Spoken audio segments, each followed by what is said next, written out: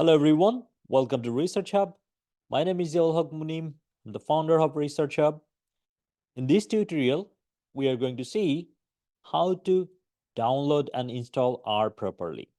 So if you're to work in R, you need two things. You need first the R software itself, and then you need the RStudio, which gives it a more user-friendly interface.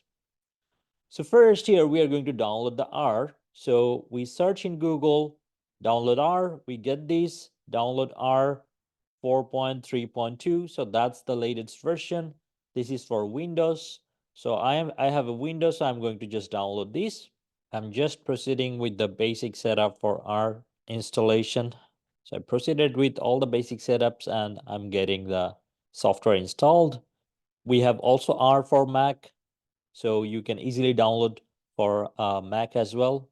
So now the installation process is complete. So I'm just going to click finish. So I have now successfully done the installation of the R software, which is the main computing software.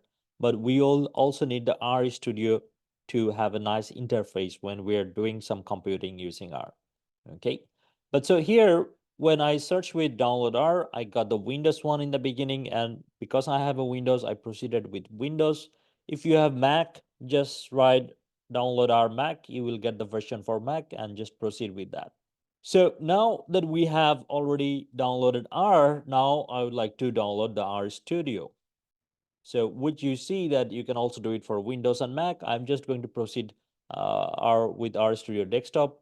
So here it will take me to this page. Actually, yeah, here we could also already do the install R and RStudio. So we have already installed R. So we are actually going to do only the RStudio part. Okay. And here is the version for Windows. Again, RStudio, you have it for Mac. So it's downloading here. Here you see all the versions you can have for RStudio, right?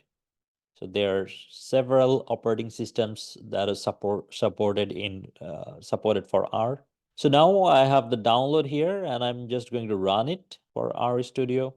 So here I get the software installation window. So normally when I start the installation process, I have to give the administrator password. In your PC, you might have to do it, you might not have to do it.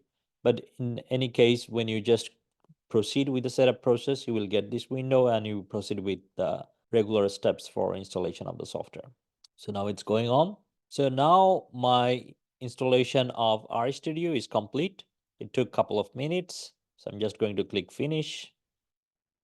So now it's done. Now I have installed both the main R console and also the RStudio.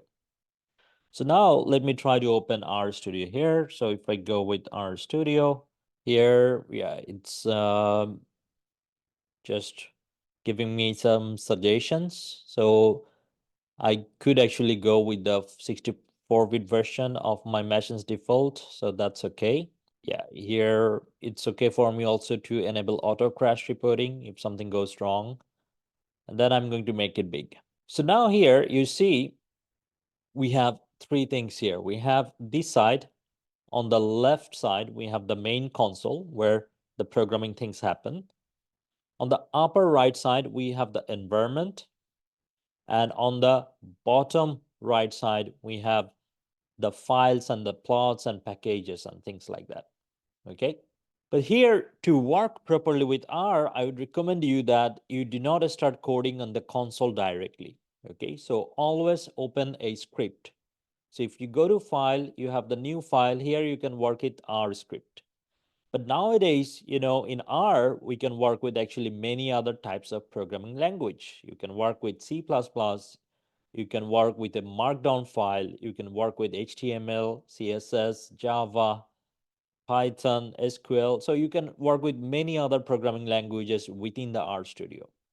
So I really like it because sometimes I want to run some models in R, and sometimes I also want to run some models in Python. So I can actually do both the Python and R script at the same time.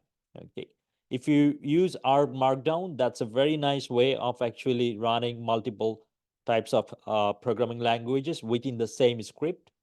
But now, for now, I'm just going to show you how to do it in R script. So I'm just going to open an R script. And to save your codes, you should always start here and you should go to save.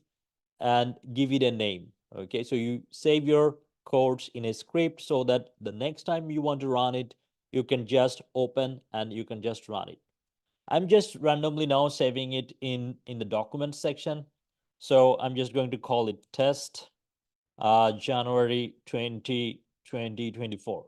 Okay, so I'm not really going to do anything much here today, but you can give a nice name with your project. And often it's a good idea to mention also the version or the dates, because sometimes, when we're doing some coding, we run so many different versions of the code. So it's good to keep track of which date and which version. Whatever we are going to do, we are going to do in this part, in the script section, okay? And we will normally get the outcomes in the console section. So let's say if you run here in the script, if you run 2 plus 2, you see you get the answer here in the console 4. So don't write the codes directly in the console, always write in the script so that you can just save it, and when you open it the next time, then you can just always run the codes that you have written.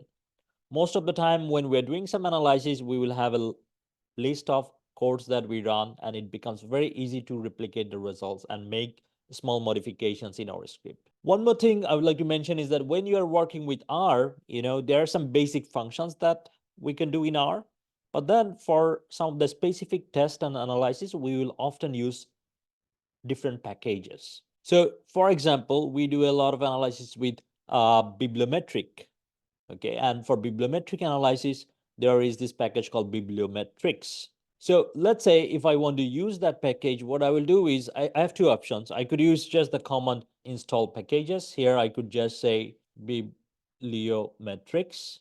Okay, so this could be my command, install.packages in quotation mark bibliometrics.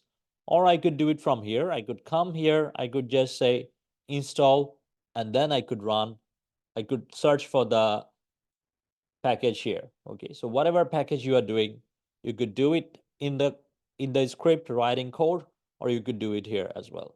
So let's say I'm going to install this. Okay, so I'm going to install this package. It will take some time, about a couple of minutes to install a lot of these dependent packages and everything that we need for the bibliometrics package. So it installed all of it. So it looks like everything has been done properly, and here we can find the location for the library of the packages that has been installed. So now, in R, when you're working with these particular packages, so first you install them, and then every time you want to run them, you have to start with the command library, and then you mention the package name. So in this case, I'm using bibliometrics. Okay, you could use the command library, but sometimes people also use the command require. Okay, so both of them works the same way. Okay, so normally you have to run that. So when I run the library bibliometrics, that means now I can use it. Okay, so for example, in bibliometrics, we can do the coding by writing the script, but we also have a Shiny window for that, which comes under the code biblioshiny. So we can just run this command biblioshiny to open the biblioshiny window. Okay, so it opens the biblioshiny window that we can now use to proceed with bibliometric or symptometric analysis. Here, because I'm running it for the first time, I can see that there are some activities going on my R console. Okay, and here you see this red thing. So when this red thing is active, it means something is running. If you click it, it actually says stop. So you will stop R and you will interrupt R in the computational process. But I'm just going to wait a little bit more and see that if it loads properly. So it took about 3-4 minutes for R to actually install everything and to set up everything related to running this biblioshiny, and we can actually see that it works fine now. Okay, so here then we can just load the data from extracted bibliography data and proceed with the analysis. But I have some other videos where I showed how to do bibliometric analysis. Here I'm not going to really look into the particular bibliometric analysis. I'm just showing how to install R and how to install packages. So one thing is that, once you have downloaded and once you have installed and used a particular package, from the next time, you don't have to install it anymore. Okay, if you close your R window now and you open it again tomorrow or after a few days or whenever it is. And if you're going to do the analysis using the same package, now you just have to click and run this one. You have to just load them using the library command or the require command. Okay, so every time you close R and open it, you have to load a package using the library command. Here I can provide another example. So for example, let's say if we want to install another package. So another package that I used a lot is called forecast package. And let's say, but now I have installed R the first time in this PC. So I have to load, I have to kind of install this package. So I could proceed again with this install package command. Here I'm just saying that, okay, all the dependencies of this package true, so install those as well. So I could just click run, and then when I'll be using it, I will actually just proceed with the command library forecast, and if we do some plotting, we will say, okay, also load the library of ggplot2, which we often use to actually do some plotting when we're doing forecasting. So I'm just going to run it, and you will see that the installation process starts here. And here we see that R starts this red thing. It means it starts to run the things. Okay, you can see that it starts to do the installation of all the different things that it needs to install this forecast package. Okay, and the package has been done, installed successfully. Okay, it took like 1 minute, less than 1 minute. I had to actually close the BiblioShiny window for this installation of this new package going on properly. So that's something we need to have in mind. And then if I want to do some analysis using it, I'll just going to load it. So we can see that we could load it. This is a warning message and it's okay. It's not an error. It's just a warning. Then we could also load the ggplot2, and now we can do some analysis using it. So let's say we are going to do some analysis using ARIMA modeling. So, in under this forecast package, we have this command auto ARIMA, and we can actually do some prediction. So here H means the future forecast.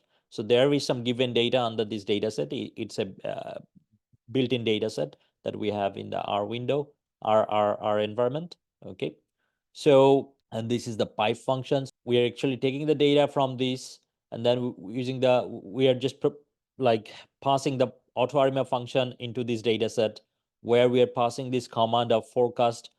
H means how many periods ahead we want to forecast. So where we say 20, and then we are also passing the auto plot function using the pipe function here.